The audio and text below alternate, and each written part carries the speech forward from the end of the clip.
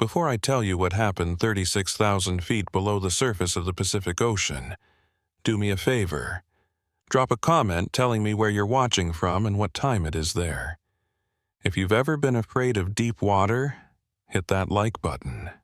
And subscribe because this story gets worse. Much worse. Now let me tell you about the thing that's been hunting in the Mariana Trench for longer than humans have existed. I am Petty Officer Marcus Webb. I serve as a Navy deep-sea diver with over 12 years of experience. I have dived to depths that would crush and pulverize an ordinary person in seconds.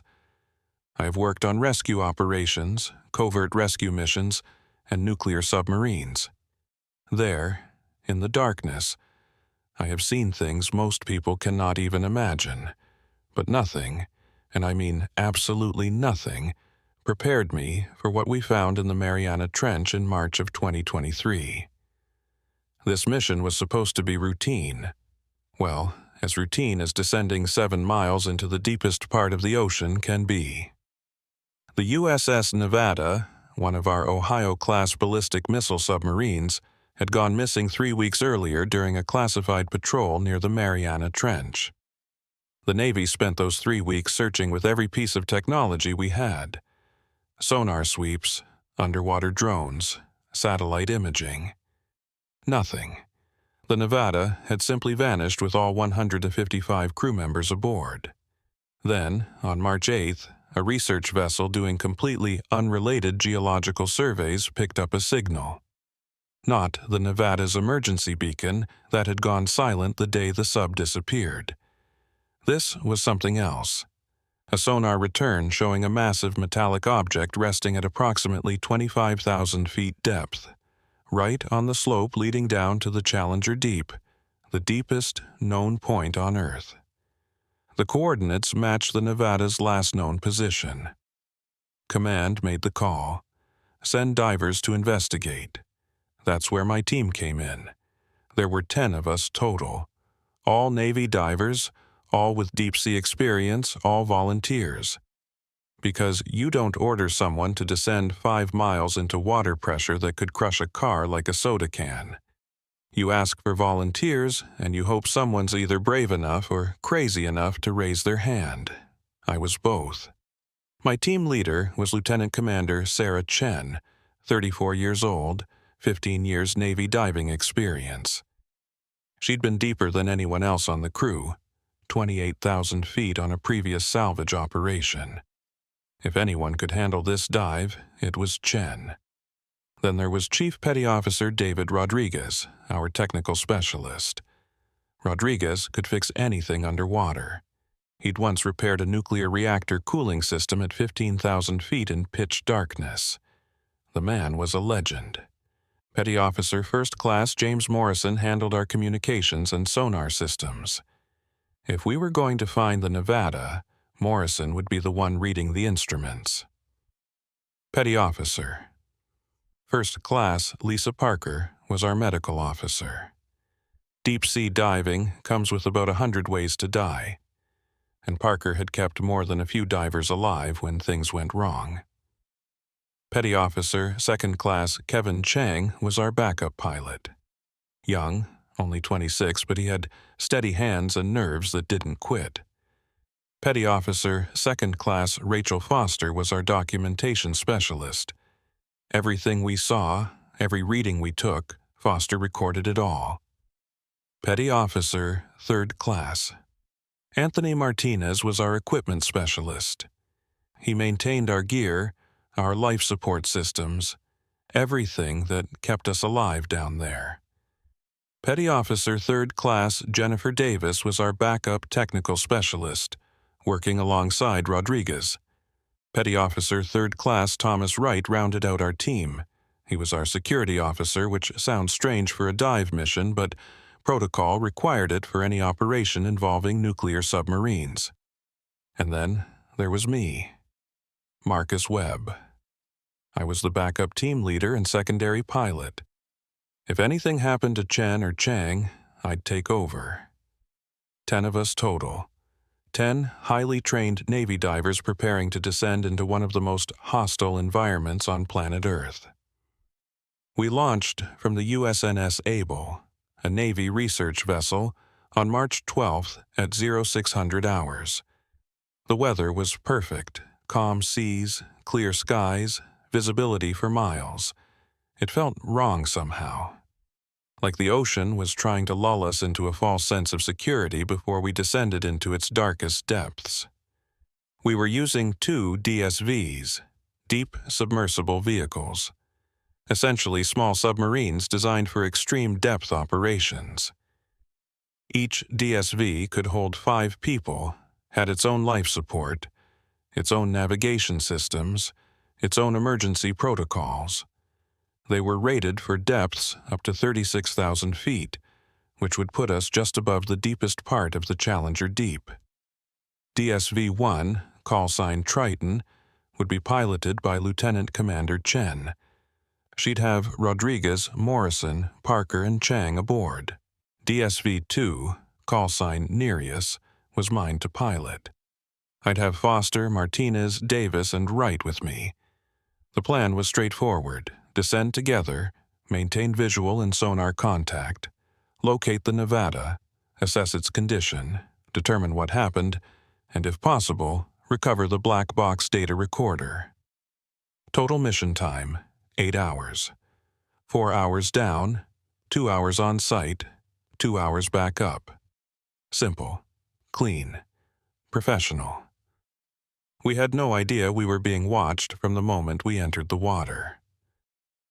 The descent started normally. At 0630 hours, both DSVs detached from the Able and began their drop into the Mariana Trench. The first 1,000 feet are always the strangest. You watch the sunlight fade from bright blue to deep blue to blue-black. Fish become less frequent. The water temperature drops from tropical warmth to just above freezing. At 3,000 feet, we entered the midnight zone. Total darkness except for our external lights. The pressure outside was already over 1,300 pounds per square inch, enough to kill an unprotected human in seconds. "Triton, this is Nereus," I said into the comm system. "Reading 3,000 feet, all systems nominal." "Copy that, Nereus." Chen's voice came back, slightly distorted by the water and distance, but clear enough. "We're at 3,100 feet, systems green across the board. How's your hull integrity?" I checked the instruments. "Holding steady, no creaks yet." Chen laughed. "Give it another 10,000 feet. She wasn't joking. At extreme depths, the pressure is so immense that the titanium hulls of the DSVs compress and expand constantly, creating sounds like groaning metal. It's normal. It's expected. But it never stops being unsettling. At 10,000 feet, we hit the first thermocline, a layer of water with a sharp temperature change. The DSVs shuddered slightly as we passed through it. Morrison's sonar was already active, sweeping the area ahead of us. "Contact bearing 270, Morrison reported. "Large, metallic object approximately 15,000 feet below current position. Size is consistent with an Ohio-class submarine."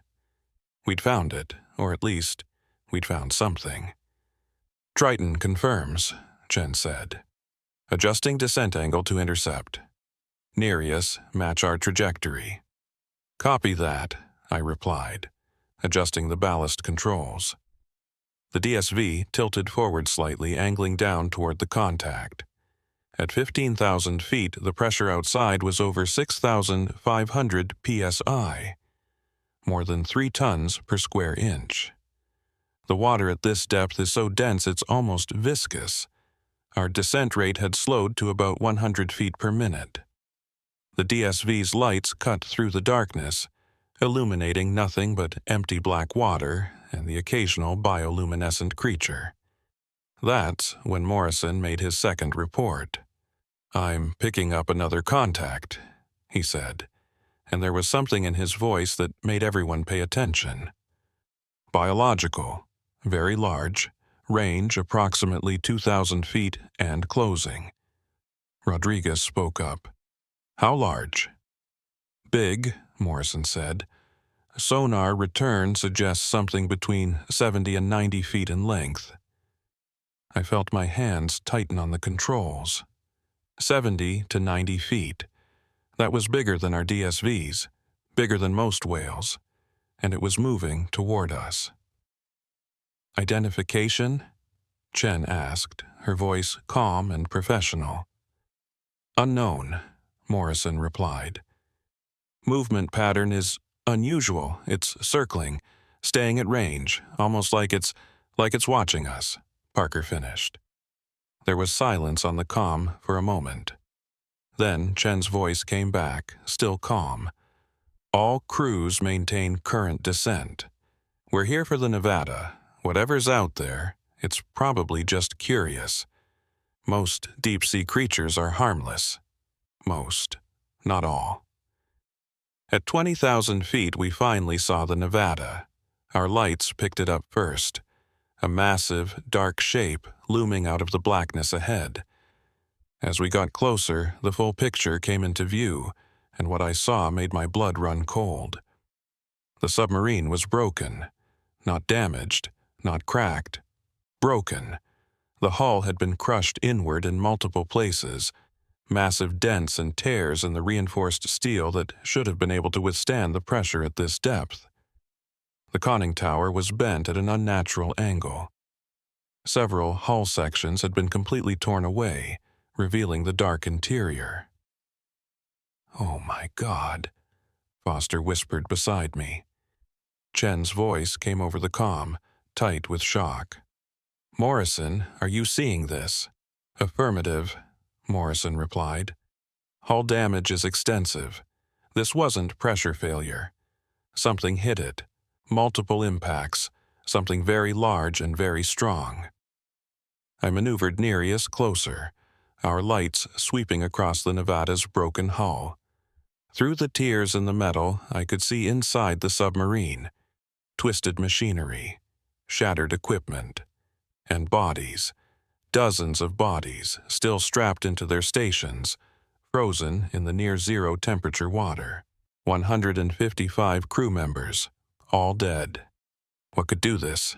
Davis asked from behind me. "What has the strength to crush a nuclear submarine?" Rodriguez answered, his voice grim. "I don't know, but I don't think it was an accident." That's when Morrison's sonar started screaming. "Contact," he shouted. "Same biological, range 500 feet and closing fast. It's moving at over 40 knots. 40 knots. Underwater. At 20,000 feet depth. Nothing biological should be able to move that fast at this pressure." "Evasive action," Chen ordered. "Both DSVs scatter pattern Delta." I yanked the controls hard, sending Nereus into a steep dive away from the Nevada. Through the viewport, I could see Triton doing the same, angling off in the opposite direction. And then I saw it. Just for a second. Just a glimpse as it passed between our two DSVs. But that glimpse was enough to change everything I thought I knew about the ocean. It was massive, easily 80 feet long, maybe more. The body was streamlined, built for speed, covered in what looked like dark gray-blue skin.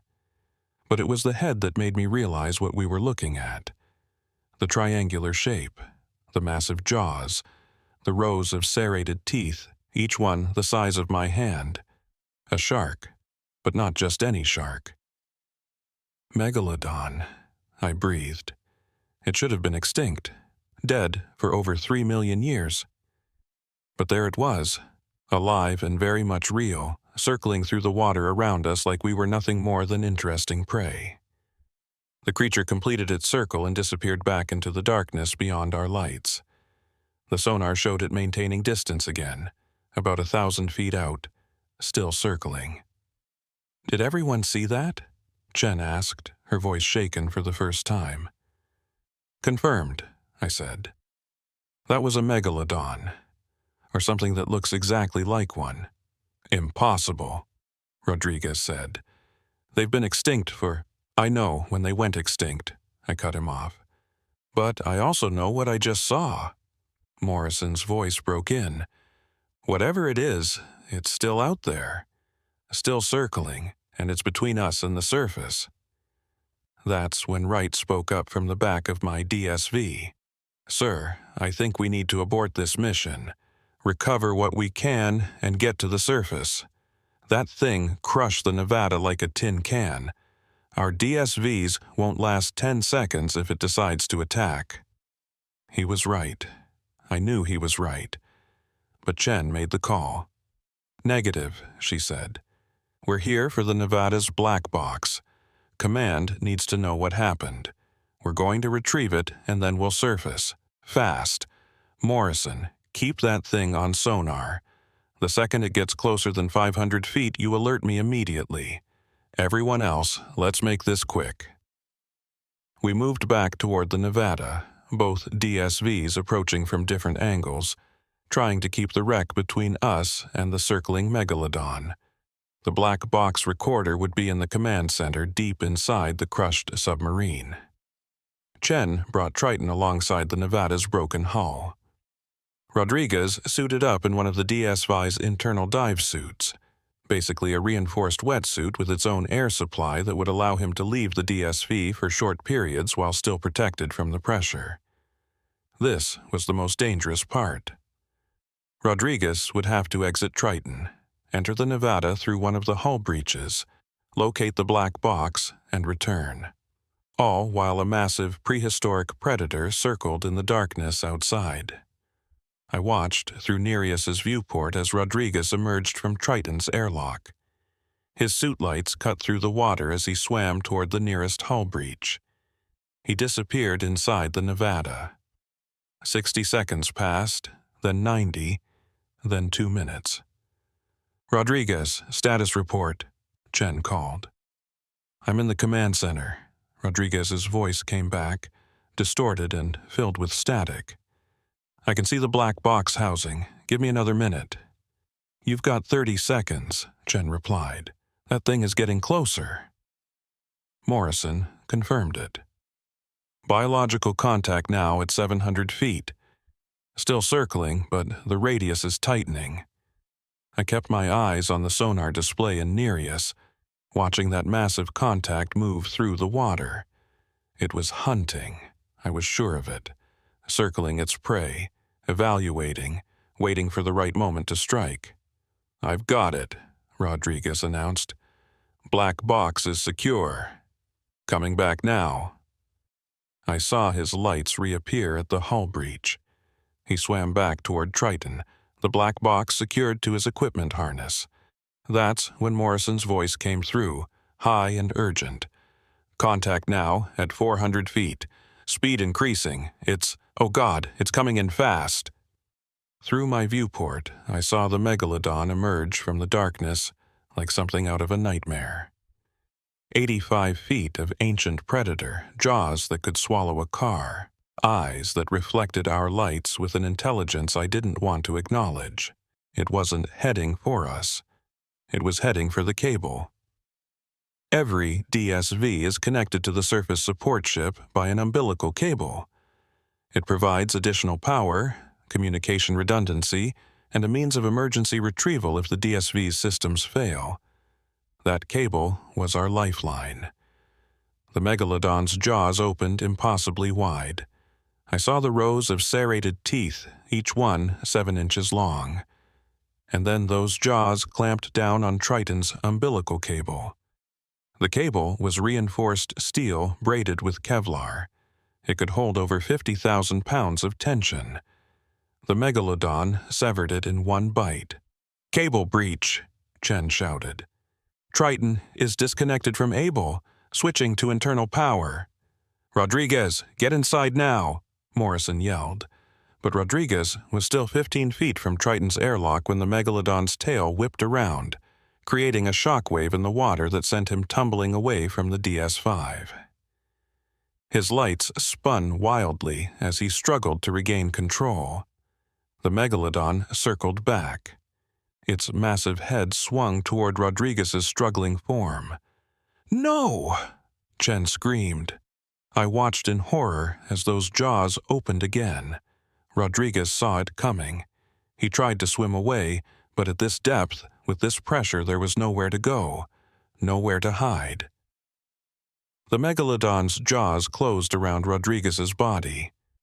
There was no dramatic thrashing, no prolonged struggle, just a single efficient bite, and Chief Petty Officer David Rodriguez was gone.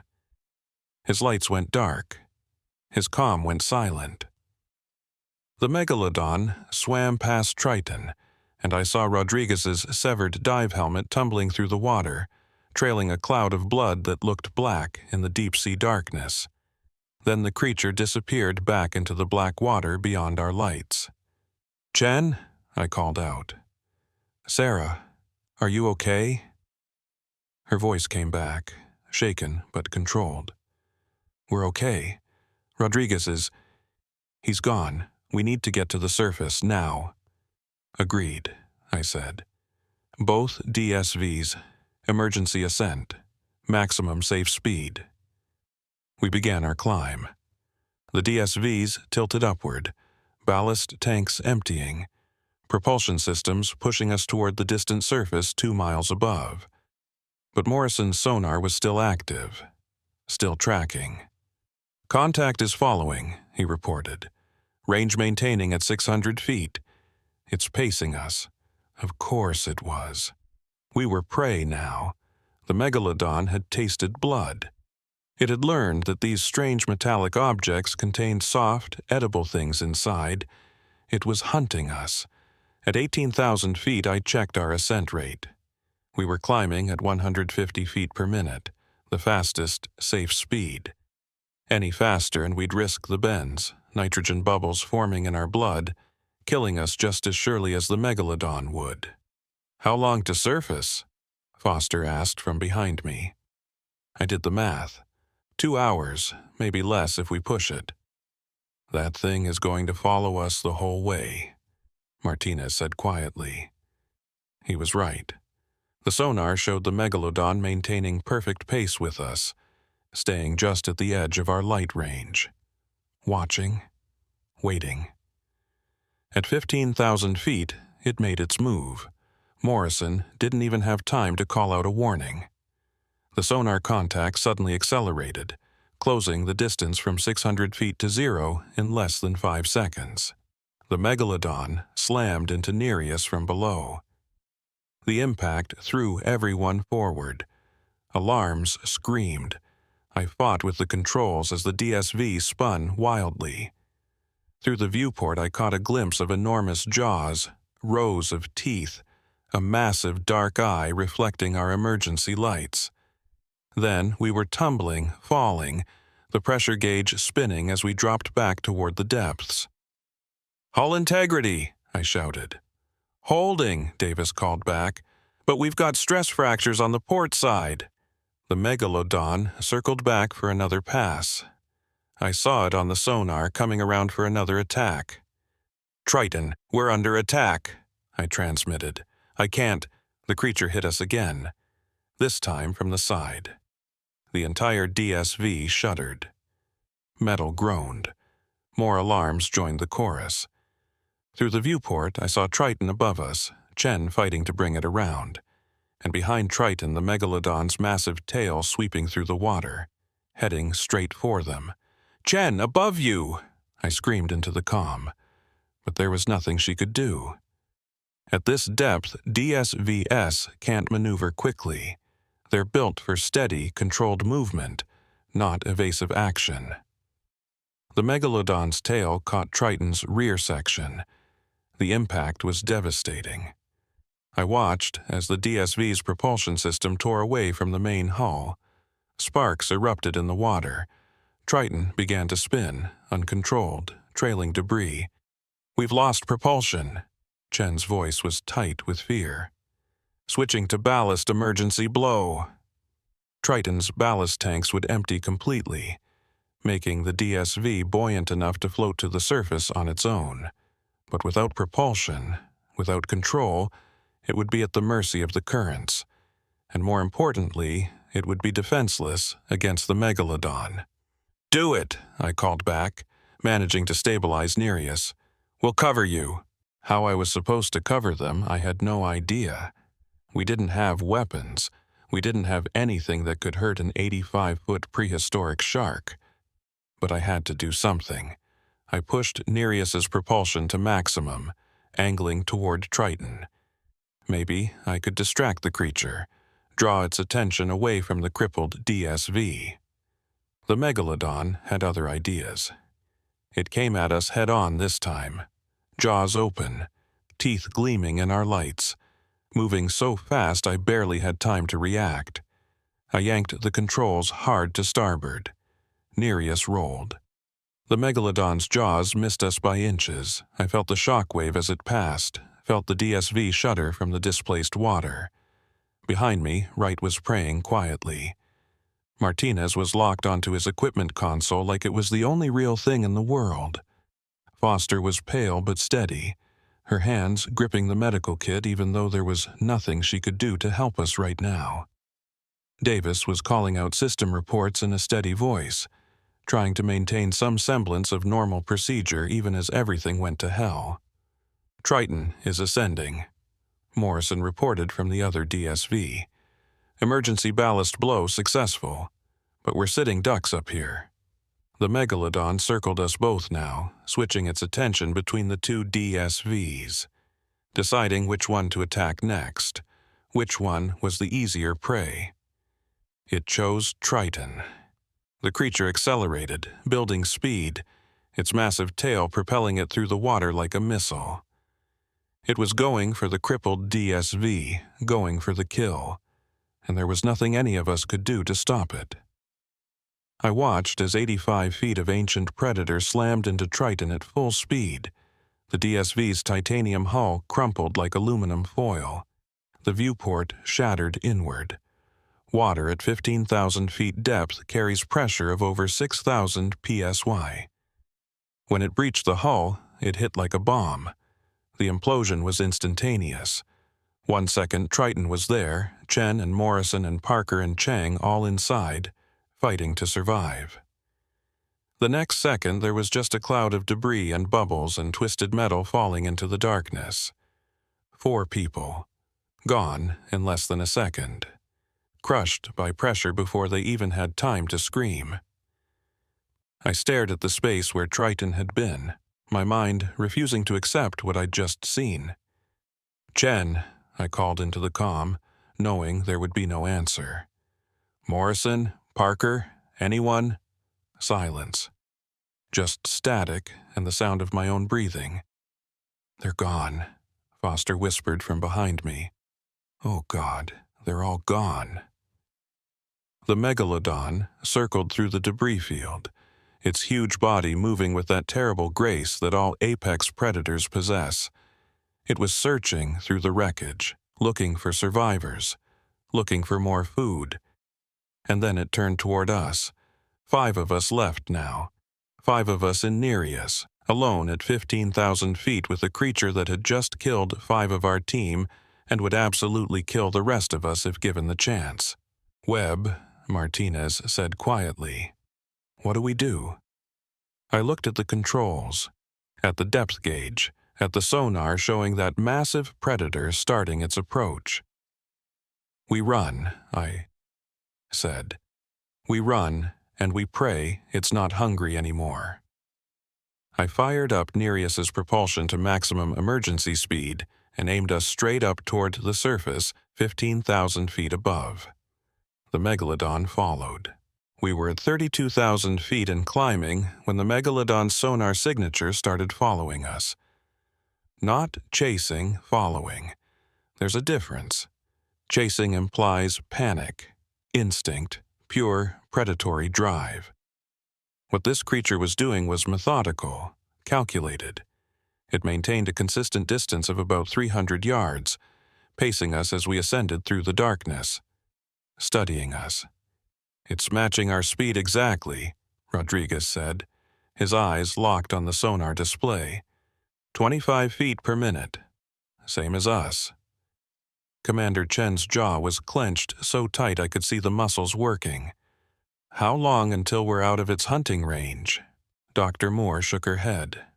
We don't know its hunting range. Megalodons were open ocean predators. They could dive deep and surface. They could hunt anywhere in the water column. So it could follow us all the way to the surface, I said. Yes. 33,000 feet of ocean. 6 miles. At this ascent rate, we had another 2 hours and 20 minutes until we reached the surface. 2 hours and 20 minutes with that thing pacing us in the darkness, waiting for what? An opportunity? A mistake? Kim was hyperventilating. I could hear his rapid breathing over the internal comms. We need to go faster. We need to blow ballast and get out of here. Negative, Chen said firmly. You saw what happened to Bravo. Emergency ascent with that thing following us is suicide. We maintain controlled ascent and hope it loses interest. Loses interest? Kim's voice was climbing toward hysteria. It just killed 5 people. It destroyed a titanium submersible like it was a tin can. How is it going to lose interest?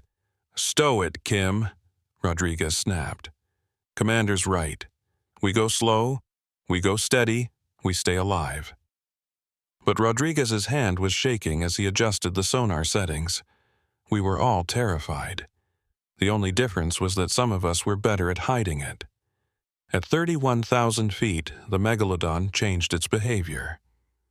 Contact moving, Rodriguez reported. Closing distance, 200 yards, 150, 100.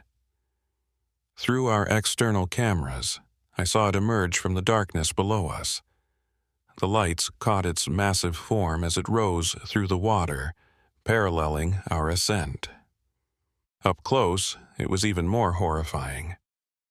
The pale gray skin was covered in scars, deep gouges and bite marks from encounters with God knows what. This wasn't just a survivor. This was an apex predator that had been hunting in the deep ocean for decades, maybe longer. The eye, Jesus Christ, the eye. As the Megalodon passed alongside our DSV, maybe 50 feet away, I saw its eye rotate to look at us. Not a dead, flat shark's eye. This was different. There was intelligence there. Awareness. It knew exactly what we were. And then it did something that made my blood run cold. It turned away from us and dove straight down. Within seconds, it had disappeared from our sonar. Where'd it go? Kim asked. Rodriguez frantically scanned his displays. I don't know. Contact lost. It's just gone. Something that big doesn't just disappear, Dr. Moore said. Chen brought us to a complete stop. The DSV hung motionless in the water column, our lights piercing maybe 50 feet in every direction. Beyond that, absolute darkness. Why did we stop? Kim demanded. Because something's wrong, Chen said quietly. Sharks don't run away, especially not apex predators. When they disengage, it's usually because they're repositioning for an attack. We waited. 60 seconds. 90. 2 minutes. The only sound was our own breathing and the quiet hum of the DSV's systems. Rodriguez's sonar pinged once. Contact! Directly below us! Rising fast! The Megalodon came up from beneath us like a missile. I saw it on the cameras, jaws opening impossibly wide, rows of serrated teeth heading straight for Alpha's belly. Chen hit the thrusters at full power. The DSV lurched forward, and the shark's jaws closed on empty water where we'd been a second before. The wake from the shark's passage actually spun us, and for a terrifying moment I thought we were going to tumble into a death spiral. Chen fought the controls, stabilizing us. Is everyone okay? Hull integrity holding, Rodriguez reported. But that was too close. If it had connected, he didn't need to finish. We all knew what would happen if those jaws closed on our pressure sphere. The same thing that happened to Bravo, the same thing that happened to the Prometheus. Catastrophic hull failure, instant death. It's testing us, Moore said. That was a probe. It's learning our maneuverability, our speed, our capabilities. Sharks don't do that, I said. This shark does. The Megalodon was the apex predator for over 20 million years. They didn't dominate the oceans by being stupid. They were intelligent hunters, and this one... She gestured at the sonar where the creature's signature was circling us again. This one has adapted to deep-sea hunting. It's had years, maybe decades, to perfect its technique at these depths. The Megalodon made 3 more passes over the next 10 minutes. Each time, it came from a different angle. Testing our blind spots, measuring our reaction time, and each time, Chen managed to evade it by a narrower margin. We were running out of luck, and the shark knew it. At 30,000 feet, our situation got worse. Kim started shaking. Not nervous shaking, violent, full-body tremors. "I can't breathe," he gasped. "Something's wrong. I can't—" "Kim, calm down," Chen ordered. "You're hyperventilating. Slow your breathing." But it wasn't hyperventilation. Kim's lips were turning blue. His skin had gone pale and clammy. Dr. Moore unbuckled and moved to his station. One look at his vitals on the medical monitor made her face go white. He's suffering from early-stage decompression sickness. His blood nitrogen levels are spiking. "That's impossible," Rodriguez said. "We've been maintaining a safe ascent rate." "Safe for normal circumstances," Moore corrected. "But he's been in a high-stress situation for hours. Increased heart rate, elevated breathing, adrenaline. It's accelerating the nitrogen absorption. His body can't process it fast enough." Kim's eyes rolled back. He slumped in his harness, unconscious. "We need to slow our ascent," Dr. Moore said. "Give his body time to adjust." "If we slow down, that thing will catch us," I said, gesturing at the sonar where the Megalodon was still circling. "If we don't slow down, Kim will die," Dr. Moore shot back. Chen made the call. "We maintain current ascent rate. Dr. Moore, do what you can for him. We can't risk the entire crew for one person." It was the right decision. The only decision.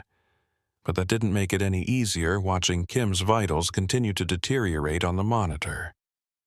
At 28,000 feet, the same depth where Bravo had died, our external lights started flickering. "Rodriguez, what's happening?" Chen demanded. "Power fluctuation. Battery banks are draining faster than they should. Something's drawing excessive current." "From what?" "I don't know. All systems show nominal, but we're losing power. At this rate, we'll be running on reserves in 30 minutes. 30 minutes of power. At our current ascent rate, we needed another hour and 40 minutes to reach the surface. The math was simple and terrifying. We were going to run out of power 6 miles below the surface, in the dark, with a 90-foot prehistoric shark hunting us. "Can we boost ascent speed?" I asked. Rodriguez shook his head. "Not without exceeding safe decompression limits. We do that, and Dr. Moore and I will end up like Kim." Speaking of Kim, his breathing had become shallow and labored. Dr. Moore was administering pure oxygen through an emergency mask, but his oxygen saturation was still dropping. "He needs a decompression chamber," she said quietly. "He needs it now. Without it, he's going to have permanent neurological damage if he survives at all." The closest decompression chamber was on the Porter, 6 miles straight up. "Chen, we have another problem," Rodriguez said. His voice had gone flat, the kind of flat that means the news is really, really bad. On the sonar, the single large signature had become 3. "Contact multiplied," Rodriguez said. 3 distinct biological signatures. Same size class. They're coordinating, moving to surround us. 3 megalodons? I whispered. Dr. Moore's face had gone ashen. Megalodons were typically solitary hunters, but there are theories they may have pack-hunted for larger prey, like whales. If these three are working together, she didn't finish, but she didn't need to. If one 90-foot shark was bad, three working in coordinated tactics was a death sentence. The three signatures spread out, forming a triangle around us with roughly equal spacing. We were at the center, trapped. Why aren't they attacking? Kim, somehow still conscious, mumbled through his oxygen mask. "They're hurting us," Chen said quietly. She pointed at the sonar. The three sharks had positioned themselves to block any lateral movement. The only direction we could go was up, which was exactly what they wanted. "It's a hunting technique," Dr. Moore explained. "Sharks will sometimes herd fish toward the surface where they can't escape. The prey gets compressed into a smaller and smaller area until one of the signatures broke formation. It dove deep, disappearing from our sonar range. "Where's it going?" I asked. Rodriguez tracked the other two contacts. They were rising with us, maintaining their positions.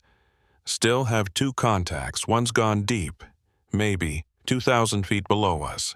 And then I understood. "It's going to come up from below again, like before, but this time the other two will cut off our escape route." Chen saw it too. "They're coordinating. This isn't instinct, they're planning." The sonar alarm screamed. The deep contact was rising, fast. "Brace for impact!" Chen yelled. The Megalodon shot up from the darkness below, but this time it wasn't aiming for our hull. It rammed into our deployed manipulator arm, the one still holding the Prometheus data module. The impact tore the arm clean off. I watched through the camera as the mechanical limb, still gripping the black box, fell away into the darkness. With it went the entire reason we'd descended to the Challenger Deep in the first place. But we had bigger problems. The impact had damaged our thruster assembly. Warning lights flashed across Chen's console. "We've lost starboard thruster," she reported. "Compensating with port thruster, but we're compromised. Maneuverability down to maybe 40%. The three sharks regrouped, circling us slowly. They knew we were wounded now. Like wolves circling an injured deer, they were patient, waiting for the right moment. Kim's breathing stopped. Dr. Moore frantically worked to revive him, but I could see it in her eyes. He was gone. The decompression sickness had caused an embolism. Nitrogen bubbles in his bloodstream had reached his brain. Petty Officer Danny Kim, 24 years old, died at 27,000 feet below the surface. Killed not by the sharks, but by the ocean itself. Dr. Moore pulled the oxygen mask away from his face and closed his eyes. Time of death, approximately 1330 hours. 4 people left in Alpha, 4 people out of the original 10, and we still had 5 miles to go. "Commander," Rodriguez said softly, "we're not going to make it, are we?" For a long moment, Chen didn't answer. Then, "We're going to try." But even she didn't sound convinced. The 3 megalodons continued to circle. And somewhere in the darkness beyond our failing lights, I knew they were deciding when to finish us. We climbed through the darkness with 3 prehistoric killing machines circling us like vultures. Kim's body was still strapped in his harness, a constant reminder of what this ocean could do to human flesh. Dr. Moore had covered his face with a thermal blanket, but we all knew he was there. 6 of us had descended into the Mariana Trench. 5 had already died.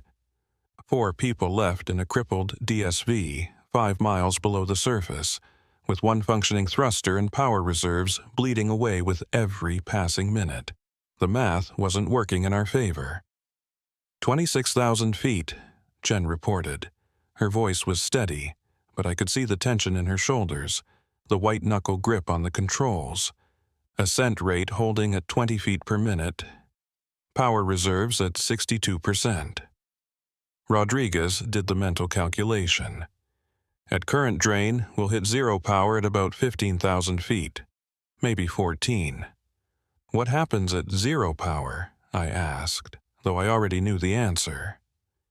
Life support fails. Thrusters fail. Lights fail. We become a very expensive coffin sinking back down to the bottom. Dr. Moore was monitoring the 3 Megalodon signatures on the auxiliary sonar display. They're maintaining formation. 2 at our depth, 1 about 500 feet below. Classic pack hunting pattern. How do you know so much about Megalodon hunting behavior? I asked. I thought they went extinct millions of years ago. They did. But we can extrapolate from modern great white behavior, fossil evidence, and prehistoric kill sites. Megalodons were apex predators that hunted everything from whales to giant sea turtles. The evidence suggests they used coordinated pack tactics for larger prey.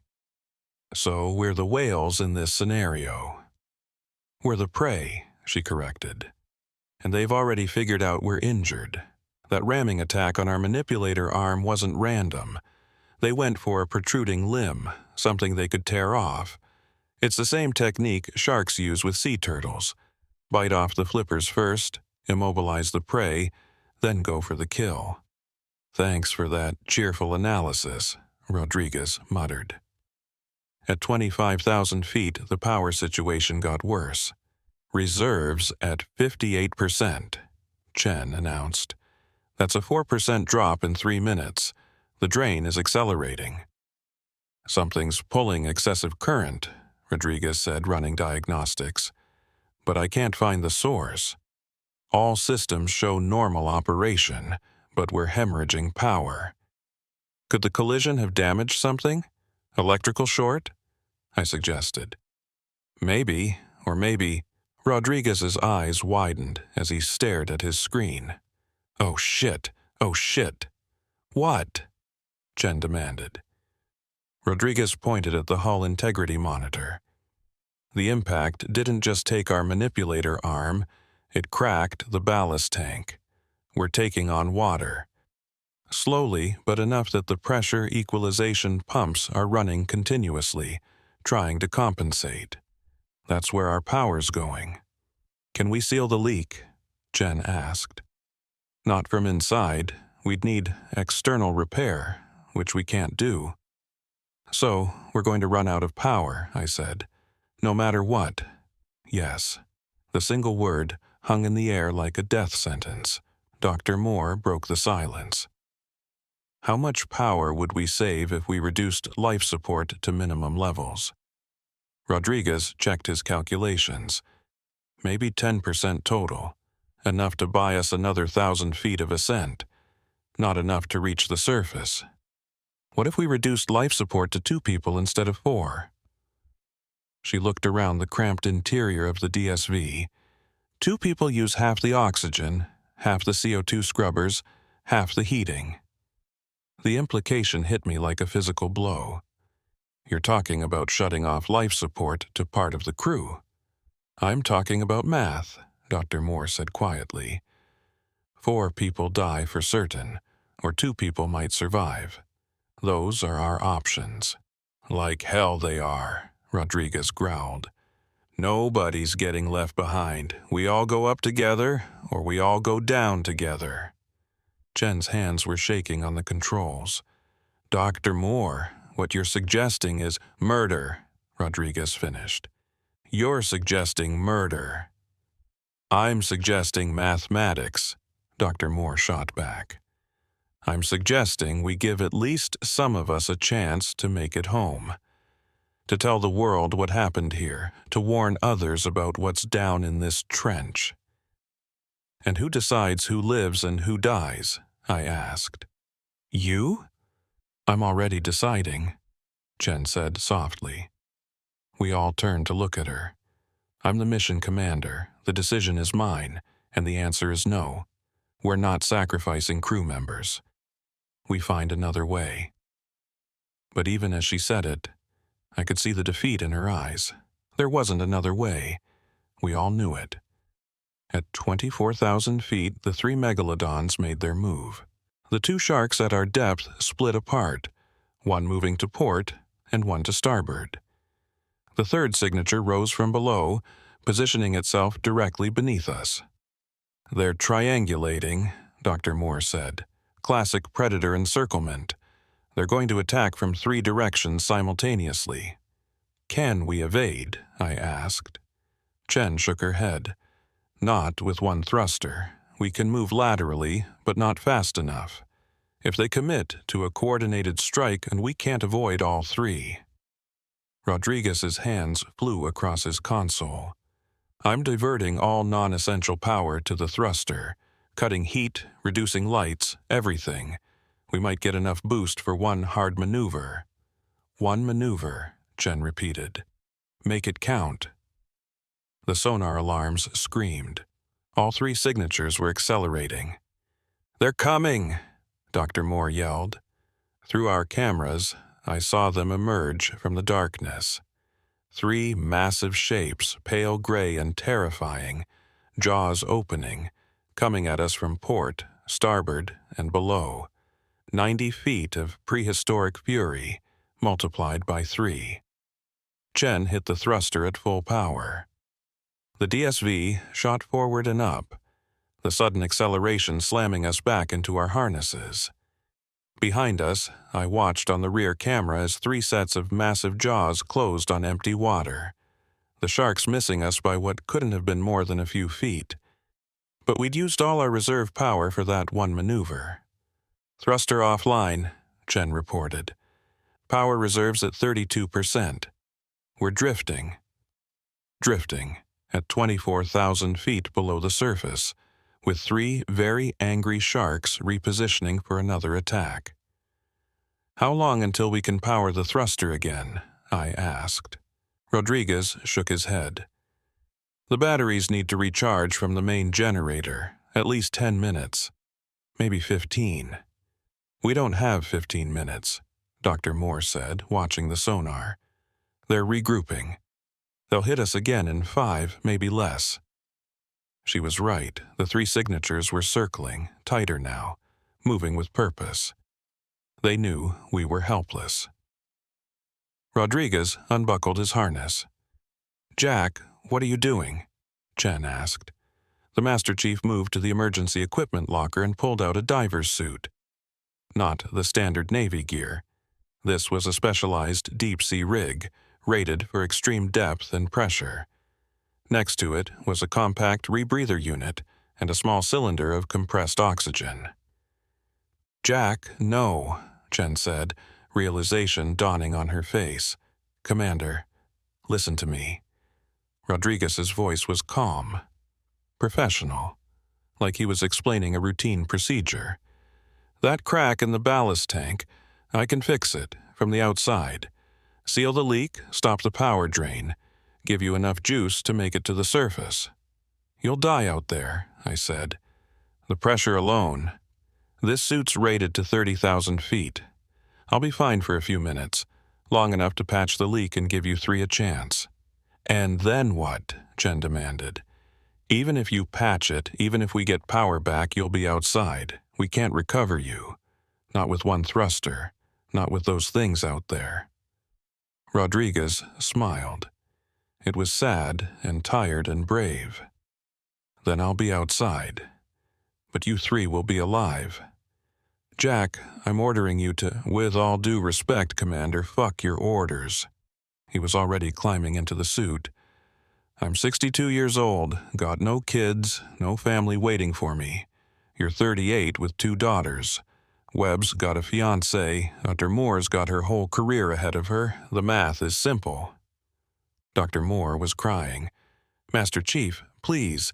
Math doesn't care about feelings, Doc. You taught me that." He sealed the suit and grabbed a patch kit from the emergency supplies. "Besides, I always wanted to see a real-life Megalodon up close." "How many people can say that?" Chen's voice broke. "Jack, don't do this. It's already done, Sarah." He moved to the emergency airlock, a small, cylindrical chamber barely big enough for one person. Here's the plan. I go out, patch the ballast tank, then draw those sharks away from you. Lead them on a chase. By the time they realize I'm not worth the effort, you'll have enough power to make for the surface." "They'll kill you," I said. "Probably." Rodriguez opened the airlock's inner door. "But I'm a tough old bastard. Maybe I'll give them indigestion." He climbed into the airlock, pulling the patch kit in after him. His hand moved to the control panel, ready to close the inner door and seal himself out. Chen tried one last time. "Master Chief Jack Rodriguez, I am giving you a direct order. Stand down and return to your station." Rodriguez looked at her through the small window in the airlock door. "Sorry, Commander, can't hear you. Must be a communications malfunction." He reached for the door control. "Take care of each other. Get home. Tell my story." His eyes found mine. "And Webb, make sure people know what's down here. Make sure nobody else ends up like us." He closed the door. We watched through the external cameras as the airlock cycled. The outer door opened, and Master Chief Rodriguez stepped out into 6 miles of ocean. The suit's external lights were bright pinpoints in the darkness. I saw him move along the DSV's hull with practiced efficiency, locating the cracked ballast tank. His hands worked quickly, applying the sealant patch, using a small welding torch to fuse it in place. The 3 Megalodons sensed the new presence in the water. I watched their signatures on sonar shift, reorienting toward the smaller contact. Rodriguez finished the patch and pushed off from the DS-5. His suit's small thrusters engaged, and he shot away from us, heading deeper into the trench. One of the sharks broke formation and followed him. "Ballast tank sealed," Chen reported, her voice thick with tears.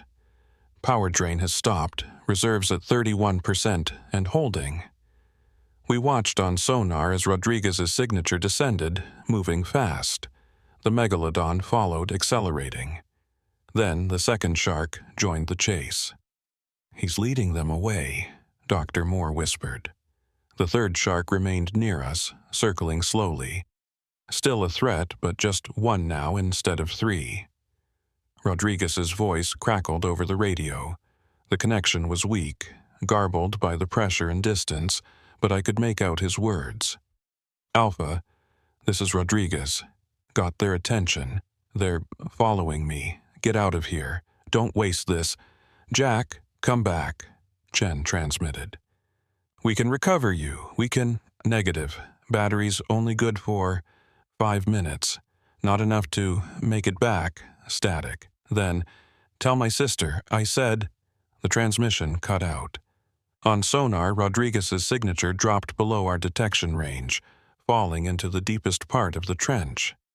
The 2 Megalodon signatures followed him down, hunting him into the abyss. We never heard from him again. Chen wiped her eyes and gripped the controls. "Thruster coming back online. We're not wasting this. We're getting home." The DSV lurched upward, our remaining thruster pushing us toward the surface at maximum safe speed. Behind us, the 3rd Megalodon hesitated, then broke off pursuit. Maybe it had gone to join its pack in hunting Rodriguez. Maybe it had lost interest in us. I didn't care which. I was just grateful it was gone. We climbed through the darkness, 3 people in a damaged submersible, carrying the weight of 6 dead crew members and 1 old Master Chief who'd saved our lives. At 20,000 feet, Dermore spoke quietly. He was right about the math. 2 of us would have made it on minimum life support. But 3 of us, we're cutting it close. "How close?" I asked. She checked the power reserves. "We'll make it to maybe 8,000 feet before we lose all power. After that, we'll be drifting. We'll still ascend, slowly, but we won't have control. No thrusters, no lights, no life support." "How long can we survive without life support?" Chen asked. "In an unpowered DSV. The oxygen will last maybe 6 hours. The heat will bleed off faster. We'll freeze before we suffocate." Unless the porter finds us and recovers us, I said. Unless that, Dr. Moore agreed. We climbed in silence, each of us doing the mental math, calculating our odds of survival. They weren't good, but they were better than zero. At 15,000 feet, our single remaining Megalodon appeared on sonar again. It was below us, rising fast, like it had been waiting for us. "Contact!" Chen yelled. "It's back!" The shark slammed into our DSV from below. The impact was devastating. Warning lights flashed across every console. Alarms screamed. "Hull breach!" Dr. Moore shouted. "Section 4, starboard side. We're taking on water." Cold seawater jetted into the cabin from a crack in the pressure sphere. At 15,000 feet, the water pressure was enough to make that jet cut like a knife. Chen fought the controls. "Sealing emergency bulkhead." A metal door slammed shut, separating the flooding section from the main cabin. It stopped the immediate water ingress, but we'd lost a quarter of our interior space, and our power reserves, already critical, dropped to 20%. "We're not going to make it," Dr. Moore said flatly. The Megalodon circled once more, and I could swear I saw satisfaction in that dead eye. It had damaged us, wounded us. Now it was patient. It knew we were dying. It could wait. Chen's hands moved across the controls with grim determination. "We're not dead yet. We keep climbing. We don't stop. We don't give up." "For Jack," I said. "For all of them," Chen replied. And we climbed toward a surface that seemed impossibly far away, chased by a nightmare from prehistory, racing against our own failing systems. 3 people left. 3,000 feet to go before power failed completely. We weren't going to make it. But we were going to try. At 12,000 feet, our power reserves hit 15%. The DSV systems were failing one by one, shutting down in prioritized sequence to preserve what little energy remained for life support and the single functioning thruster. The lights went first. External floods cut out, plunging the ocean around us back into absolute darkness. Then the interior lights dimmed to emergency red, turning our cabin into something that looked like the inside of a dying heart. "Heat's next," Dr. Moore reported, her breath already visible in the cooling air. "Internal temperature dropping 2 degrees every 5 minutes. We're going to freeze before we reach the surface." Chen didn't take her eyes off the controls. "How long until we hit zero power?" "At current drain rate? Maybe 20 minutes. We're at 11,000 feet. Ascent rate is down to 15 feet per minute. We need another 45 minutes to reach the surface." The math was clear. We'd lose all power 25 minutes before we reached safety. "What happens when we hit zero?" I asked, though I knew the answer would be bad. "The thruster stops. Life support stops. We drift upward on residual buoyancy, but without power we can't control our ascent rate. We could surface too fast and suffer decompression sickness. Or the Megalodon finishes us," Chen finished. The shark was still there on sonar, pacing us at about 200 yards. It hadn't attacked again since the hull breach at 15,000 feet. It was just following, waiting for us to die on our own. Smart predator. Why risk injury-fighting prey that's already doomed? At 10,000 feet, Dr. Moore started shivering uncontrollably. The temperature inside the DSV had dropped to 40 degrees Fahrenheit. We were all wearing our cold weather gear, but it wasn't designed for prolonged exposure to these temperatures in an enclosed space. "We need to make a call," she said through chattering teeth. "Do we maintain this slow ascent rate, or do we risk a faster ascent and deal with decompression sickness on the surface?" "How much faster?" Chen asked. "If we push the thruster to maximum output while we still have power, we could hit 50, maybe 60 feet per minute. We'd reach the surface in 15 minutes, well before power runs out. And the decompression risk. Dr. Moore's expression was grim. At that ascent rate from this depth, we'd all suffer some degree of DCS, bends at minimum, possibly embolisms, paralysis, brain damage, death. So, our choices are freeze to death in a powerless DSV at 2,000 feet below the surface, or risk dying from decompression sickness. Those are the options, yes. Chen made the decision. We go fast. Better to die trying than freeze in the dark, pushing thruster to maximum.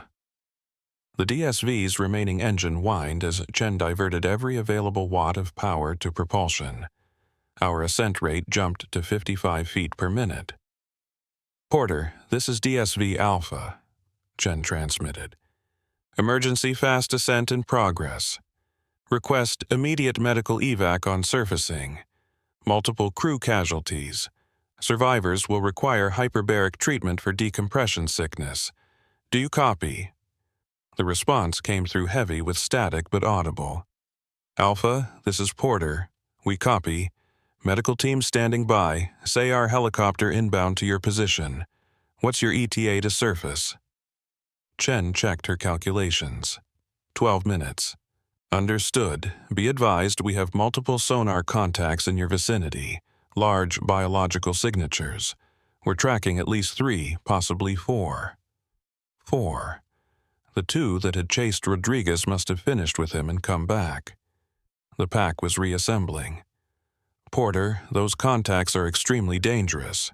Do not, I repeat, do not send divers into the water. Recovery must be by crane only." "Copy that, Alpha. No divers. What are we dealing with down there?" Chen looked at me, then at Dr. Moore.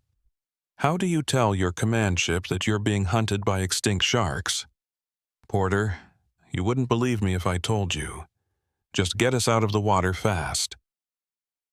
At 8,000 feet, the Megalodon made its move. The sonar showed all 4 signatures converging on our position, rising from below at high speed. "They're coming!" Dr. Moore yelled. "All 4 of them!"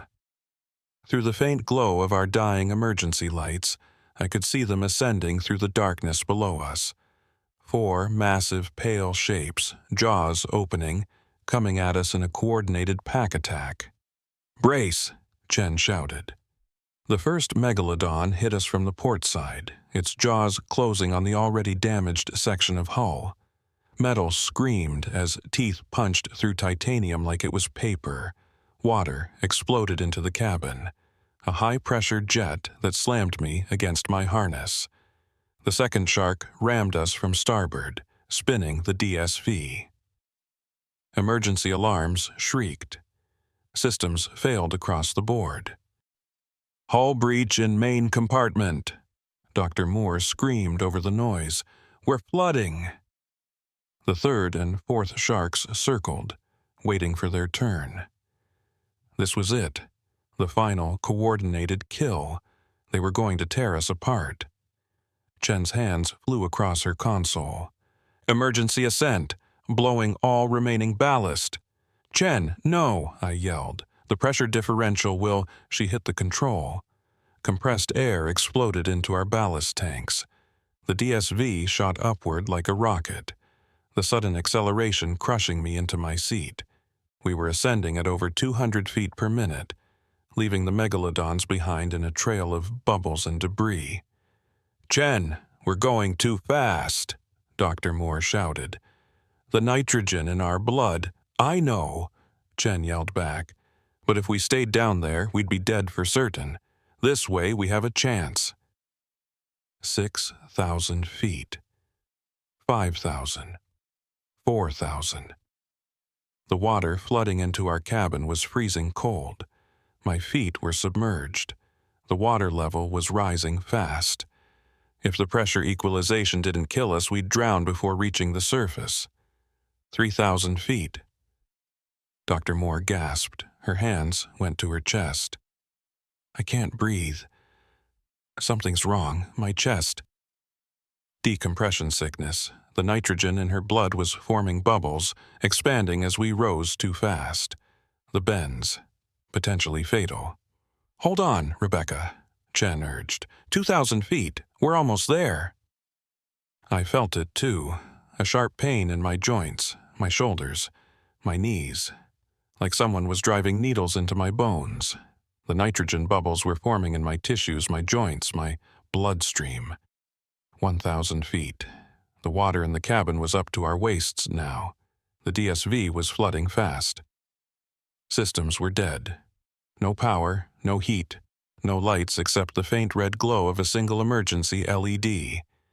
And then, sunlight.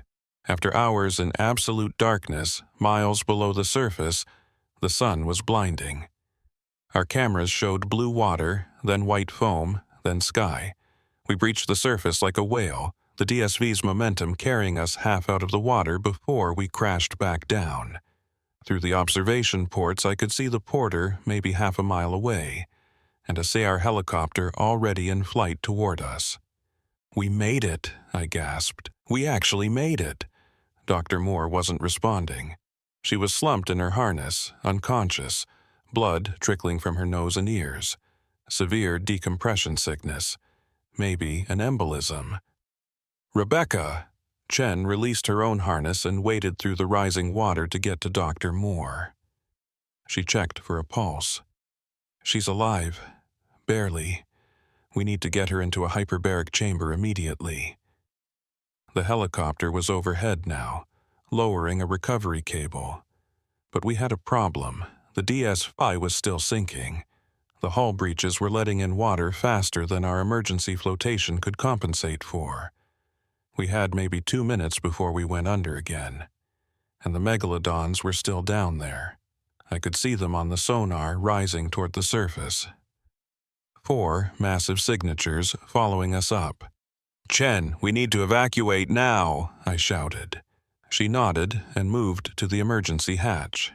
It was designed for surface egress, a small door that would allow us to climb out onto the top of the DSV where the helicopter could recover us. She turned the manual release handle. The hatch started to open. One of the Megalodons breached right next to us. 90 feet of prehistoric shark erupted from the water like a missile, jaws open, clearly visible in the daylight. Its pale gray skin was scarred and ancient. Its eyes were black and intelligent, and its teeth, God, its teeth were the size of my forearm. The shark crashed back into the water, creating a wave that rolled our sinking DSV. Chen lost her grip on the hatch, and it slammed shut again. "They followed us to the surface," I yelled. The helicopter pilot's voice came through our emergency radio. "Alpha, we see your situation. We're going to drop a rescue cage. Get your crew into it and we'll extract you, but you need to hurry. Those things are circling." A metal cage lowered from the helicopter on a cable. It hit the water maybe 20 feet from our DSV. "Go," Chen ordered. "Get Dr. Moore into that cage. I'll open the hatch." I unbuckled and grabbed Dr. Moore's unconscious form. She was small, maybe 120 pounds, but dead weight is always heavier than you expect. I managed to get her over my shoulder in a fireman's carry. Chen wrestled with the emergency hatch again. This time it opened, and sunlight and fresh air poured into our flooded cabin. The smell of the ocean, salt and spray and life, was overwhelming after hours breathing recycled air. I climbed through the hatch onto the top of the DSV. The ocean stretched in every direction, blue and beautiful and deadly. The porter was closing in, but it was still several hundred yards away. And circling our sinking submersible were 4 dark shapes just beneath the surface. The rescue cage was bobbing in the waves, barely out of reach. I'd have to jump for it while carrying Dr. Moore. "Webb, throw her!" Chen yelled from behind me. "I'll jump with you. Throw her into the cage first." It was crazy. But everything about the past 6 hours had been crazy. I swung Dr. Moore's limp form back and forth, building momentum, then heaved her toward the cage with everything I had. She sailed through the air and landed in the metal basket with a clang. 1 safe, 2 to go. Chen climbed out of the hatch beside me. The DSV was listing badly now, almost underwater. We had seconds. Together, Shishishuti said. On 3, 1, 2, 3. We jumped. I hit the water and immediately started swimming toward the cage. The ocean was cold, but nothing compared to the DSV's interior. Behind me, I heard Chen splashing, swimming hard. And beneath us, I felt movement, something massive, gliding through the water. Swim! The helicopter pilot yelled over the external speakers. Swim, now! I reached the cage and grabbed onto the metal bars. Chen was right behind me, maybe 10 feet back, 5 feet. The water behind her bulged. A huge dorsal fin broke the surface, easily 5 feet tall, one of the megalodons cutting through the waves toward her. Chen! I screamed. She put on a final burst of speed, her hand reaching for the cage. The shark's jaws erupted from the water, closing around her torso. I watched Commander Sarah Chen, 38 years old, mother of 2, 12 years in the Navy, disappear into those impossible jaws. No scream, no struggle. Just there one moment and gone the next. The Megalodon dove, taking her with it. A spreading pool of red marked where she'd been. Jesus Christ, the helicopter pilot was saying. Jesus Christ, did you see? Get him out of there! The cable reeled in, hauling the cage up. I clung to Dr. Moore's unconscious form as we rose into the air. Below us, the 4 megalodons circled the spot where Chen had disappeared, then dove deep, heading back down to their hunting grounds in the trench. The helicopter pulled us on board.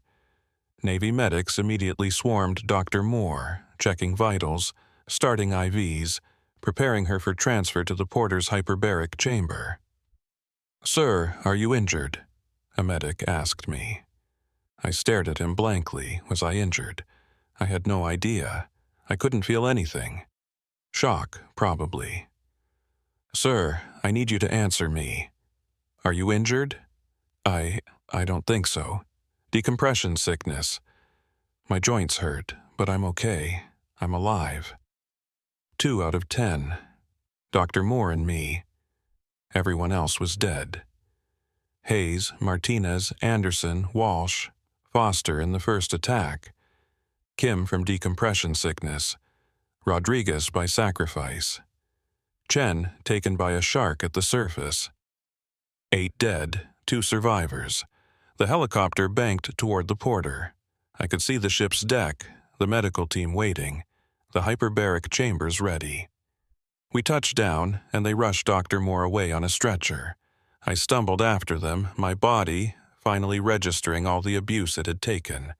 My joints felt like they were on fire. My lungs burned, my head pounded. A medical officer caught me before I collapsed. "Easy, petty officer, we've got you. You're safe now." Safe. The word felt meaningless. They put me in a hyperbaric chamber for 6 hours, treating the decompression sickness. Dr. Moore was in the chamber next to mine, still unconscious. I watched through the small port window as doctors worked to save her life. She made it, barely. Severe neurological damage from the embolisms. She'd need months of rehabilitation, maybe years, but she was alive. We were the only ones. The debriefing started the next day. I was still weak, still recovering, but Navy intelligence wasn't waiting. They wanted answers. Commander Vance, the same officer who'd briefed us on this nightmare mission, sat across from me in the porter's conference room. "Petty Officer Webb, I need you to walk me through what happened down there." So I did. I told her everything. The Prometheus wreckage, the tooth marks, the first attack, the megalodons, all 4 of them, Rodriguez's sacrifice, Chen's death at the surface. Vance listened without interruption. When I finished, she was quiet for a long moment. 4 megalodons, she said finally. You're telling me 4 extinct prehistoric sharks attacked your DSVs in the Mariana Trench? Yes, ma'am. Petty Officer Webb, do you understand how that sounds? I know how it sounds, but it's the truth. We have sonar data, camera footage. The DSV damage is consistent with shark attacks. Dr. Moore can corroborate everything when she wakes up. Vance pulled out a file and slid it across the table. This is the official report on the incident. DSV Bravo suffered catastrophic hull failure at 34,000 feet due to extreme pressure and equipment malfunction. 5 crew members lost. DSV Alpha experienced multiple system failures during emergency ascent. 2 crew members died from decompression-related complications. 1 crew member was lost due to severe weather conditions during surface recovery. I stared at the report. That's not what happened. That's what happened, Vance said firmly. Do you understand me, Petty Officer? That's the official version. You're covering this up. I'm protecting operational security. If word gets out that there are unknown large predators in the Mariana Trench, it could trigger panic. International incidents.